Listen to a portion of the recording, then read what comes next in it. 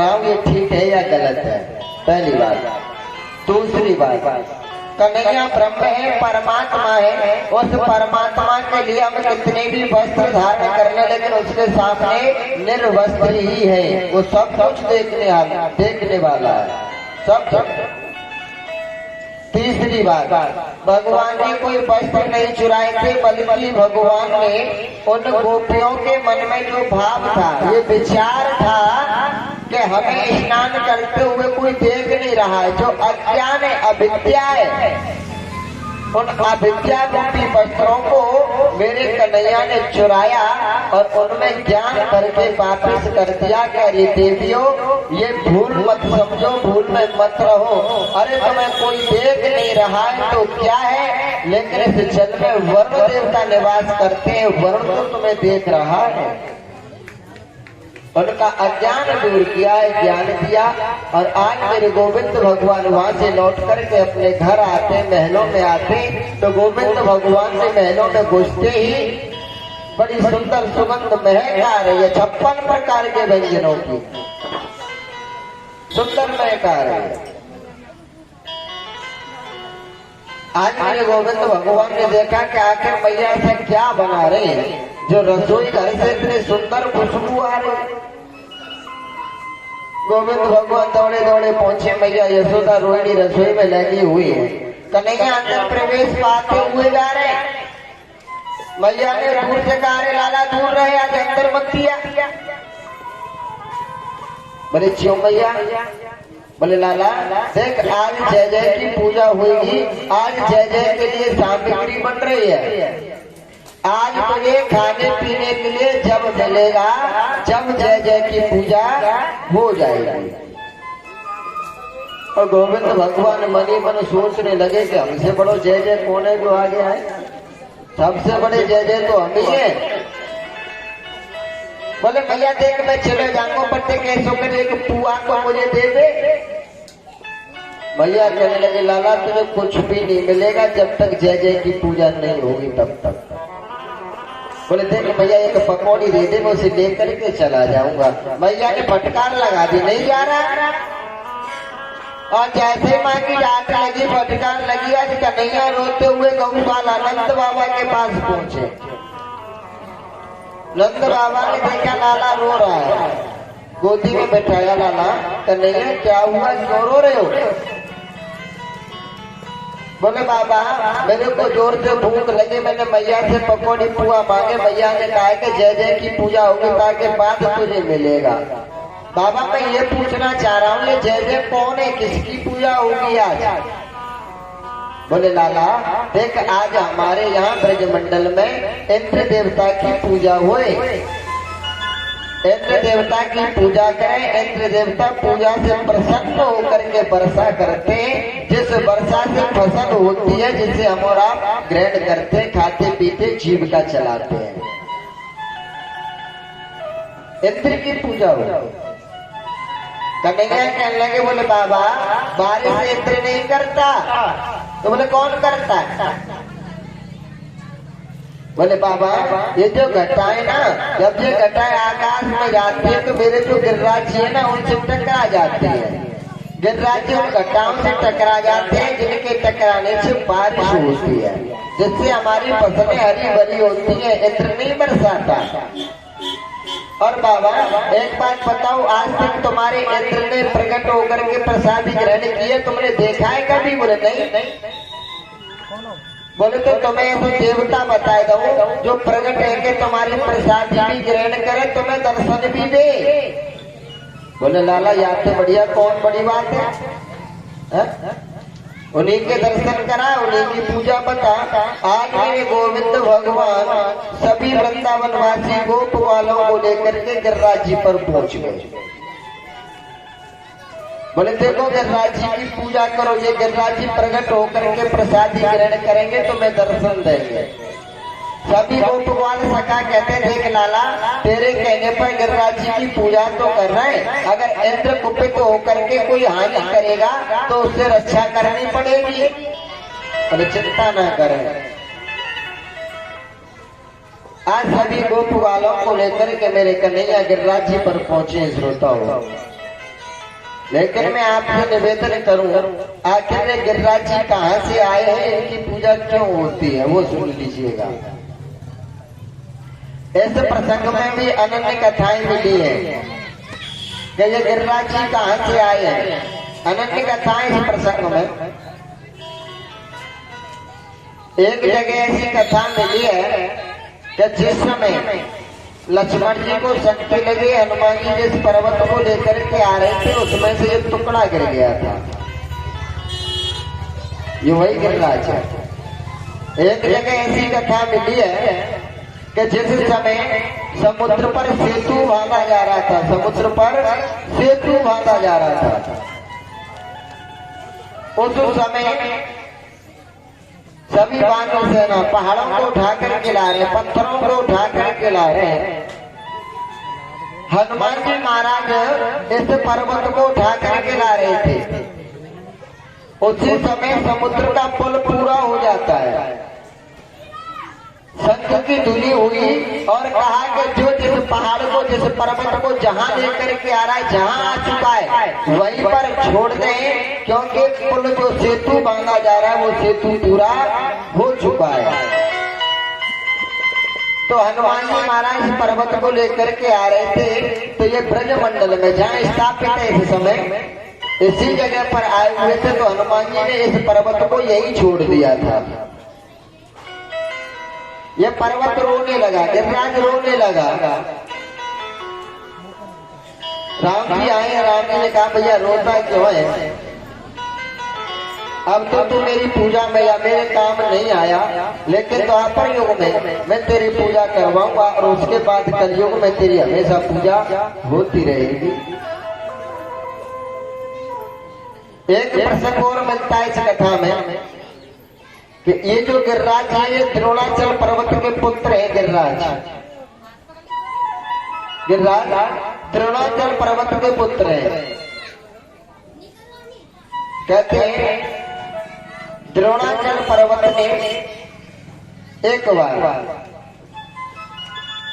जो रावण के बाबा थे पुलस्त मुनि, जानते हैं गिरिराज जी कहां से आए हैं। रावण के जो बाबा थे जिनका नाम था पुलस्त मुनि, इन पुलस्त मुनि ने, कहते श्रोताओं, द्रोणाचल पर्वत को शिक्षाएं प्रदान की। शिक्षा ग्रहण करने के बाद में द्रोणाचल पर्वत ने कहा कि गुरुदेव मैं शिक्षा के बदले तुम्हें क्या दूं। तो पुलस्त मुनि ने कहा बोले भैया मुझे कुछ और नहीं चाहिए, मैं केवल प्रभु की तपस्या करना चाहता हूँ, तप करना चाहता हूँ। उसके लिए मुझे परम शांति व एकांत स्थान चाहिए। अगर तू देना चाहता है तो अपने पुत्र गिरिराज को मुझे दे दे, जिससे जिस पर बैठ करके मैं प्रभु का चिंतन कर सकूं। द्रोणाचल पर्वत ने अपने पुत्र गिरिराज को पुलस्त मुनि को सौंप दिया। आज पुलस्त मुनि उस गिरिराज को लेकर के चले हैं। तो गिरिराज जी ने कहा था कि गुरुदेव तुम मुझे ले तो जा रहे हो, लेकिन याद रख लेना आप जिस जगह पर मुझे एक बार बिठा दोगे वह वहां से खड़ा होकर के आगे नहीं जाऊंगा। बोले ठीक है, वचन दिया। तो आज पुलस्त मुनि गिरिराज को लेकर के चले और चलते चलते वृंदावन धाम में आ जाते हैं, यानी ब्रज मंडल में आ जाते हैं। और जब ब्रज मंडल में पधारे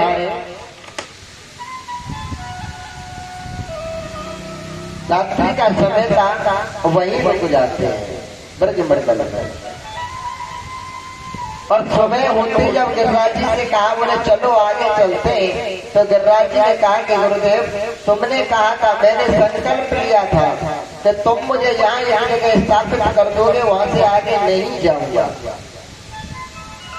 तो कहते हैं श्रोताओं, आज यही द्रोणाचल का पुत्र गिरिराज जिसको पुलस्त मुनि लेकर के आए ब्रज मंडल में, यही स्थापित किया इसी स्थान पर जो आज है। लेकिन जब आगे जाने से गिरिराज ने मना कर दिया था तो परंतु मुनि ने ये कहा था कि गिरिराज मैं तो तुझे अपने काम के लिए लेकर के आया था, लेकिन तू ब्रज में रमण गया। मेरा श्राप है कि तू आज के बाद तिल से जमीन में धंसता हुआ चला जाएगा, और जिस दिन तू इस जमीन में धंस जाएगा उसी दिन इस पृथ्वी का प्रलय हो जाएगा। तो कहते हैं श्रोताओं, आज ये गिरिराज जी महाराज प्रत्येक दिन एक दिन की बराबर जमीन में जाते हैं। प्रत्येक दिन जो बुजुर्ग होंगे हमारे, शायद उन्होंने देखा होगा कि आज से 50-60 वर्ष पूर्व पहले कहते हैं कि जब हमारा सूरज पश्चिम की तरफ जाता था तो 5 बजे के बाद ही हमारे यहाँ अंधेरा सा होना प्रारंभ हो जाता था, लेकिन अब गिरिराज जी दिन घटते हुए जा रहे हैं। कहते हैं श्रोताओं, कवियों की अपनी अपनी अनन्य कल्पना है। कोई कुछ लिख रहा है, कोई कुछ लिख रहा है। कथाएं कोई गलत नहीं है, ये भी मैं तुमसे कह दूं, कथाएं कोई गलत नहीं है, सब सत्य है। क्यों? क्योंकि ना जाने हमारे इस पृथ्वी पर कई बार तो चतुर्युग बीत चुके, कई बार राम का अवतार हो चुका है, कई बार कृष्ण का अवतार हो चुका है, कई चतुर्युग बीत चुके हमारे इस पृथ्वीलोक पर। कल्प भेद से सारी कथाएं सत्य है, झूठ एक भी नहीं है। किसी कल्प में कैसे हुई और किसी कल्प में कैसे हुई, जैसा विद्वानों का मत लगा उन्होंने वैसा ही प्रकट कर दिया है। तर्क नहीं करें।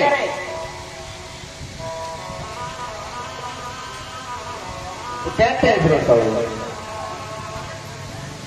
आज भगवान सभी को लेकर के पहुंचे गिरिराज जी पर और कहने लगे कि भैया सबसे पहले आप मेरे गिरिराज जी को स्नान कराओ। स्नान अब गोवर्धन से यमुना जी, गोवर्धन से यमुना जी कम से कम बैठेगी 20 से 25 किलोमीटर। हम कहते हैं श्रोताओं, सभी को गिरिराज जी को स्नान कराने के लिए यमुना जी में से जल लेकर के आते हैं और गिरिराज जी के ऊपर डालते हैं, स्नान करा रहे गिरिराज जी को। आप बताइए 7 कोस लंबे चौड़े गिरिराज जी को स्नान कराए तो हो सकते हैं। सभी गोपवान जाते हैं, जल भर करके लाते हैं, स्नान कराते हैं, लेकिन कहते हैं सुबह से शाम हो गई, सुबह से शाम। लेकिन गिरिराज जी के स्नान की तो चलती क्या, उनका नाखून भी गीला नहीं हुआ है अभी से। गोपवान सभी हताश हो गए, परेशान हो गए। अरे कहने लगे कन्हैया हम तो हताश हो गए भाई। बोले चाहते क्या हो ये बताओ। बोले कन्हैया हम तो ये चाहे भैया कि यही पास में जल की व्यवस्था हो जाए तो फिर गिरिराज को स्नान करा दे, यही पास में कोई जल की व्यवस्था हो जाए। भगवान ने कहा सभी अपने नेत्रों को बंद करो। आज सभी गोपवाल सखाओं ने नेत्रों को बंद किया है। मेरे गोविंद भगवान ने मनी मन गंगा महारानी का आह्वान किया। मनी मन गंगा महारानी का आह्वान किया गोवर्धन के पास में, जो कि आज भी मानसी गंगा के नाम से प्रसिद्ध है। आज भी ये गोविंद भगवान ने मन से प्रकट की थी, इसलिए इसका नाम पड़ गया था मानसी गंगा। आज सभी गोप वालों ने मानसी गंगा से जल लिया है और गिरिराज जी को स्नान कराने लगे हैं। गिरिराज जी को स्नान कराए, सभी ने रोली चावल कढ़ाई बतासे धूप पत्ती पूरी खीर पुआ इत्यादि सामग्री एकत्रित की और जैसे गिरिराज जी महाराज को पूजने के लिए हुए, सुखदेव स्वामी कहते हैं कि राजन परीक्षित मेरे गोविंद भगवान एक रूप से गिरिराज जी के ऊपर आकर के खड़े हो गए। एक रूप से पूजत कन्हैया दूजे से पूजवावे। एक रूप से तो मेरे गोविंद भगवान गिरिराज को पूज रहे और दूसरा रूप धारण करके स्वयं पूज रहे हैं। मधुमक्खन नाम को सका कहने लगे चोरे लाला चोरे का नहीं देख तेरे जा गिलास की शक्कर कछु तो से ना मिले बोले मिलती होगी तुम तो पूजा करिए बस।